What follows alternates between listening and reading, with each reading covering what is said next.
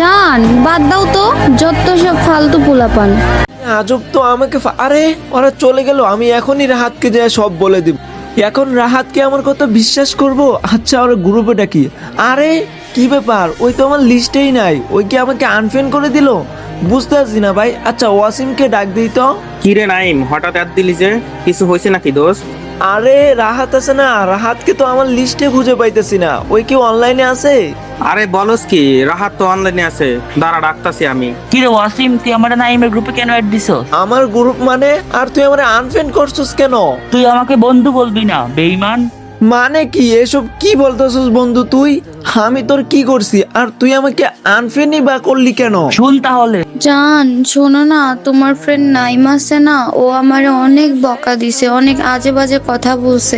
মানে কি, নাইম তোমাকে বকা দিবে কেন? এত বড় সাহস ওর? আমাকে বলতেছে তার নাকি আমাকে অনেক ভালো লাগে, আরো বলতেছে তুমি ডুও কেটে দিয়ে আমার সাথে ডুও হও।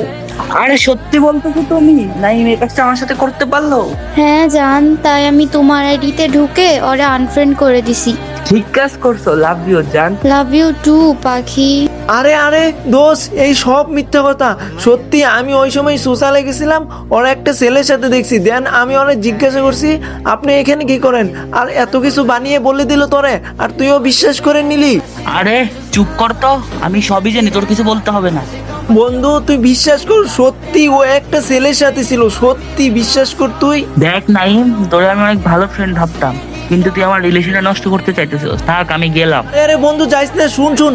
আরে চলে গেল ওয়াসিম, সত্যি তুই আমার বিশ্বাস কর, ওর গার্লফ্রেন্ড একটা ছেলের সাথে ছিল। আরে থাক দোস্ত, কষ্ট পাইস না। তারা আমি সবকিছু প্রমাণ করেই ছাড়বো।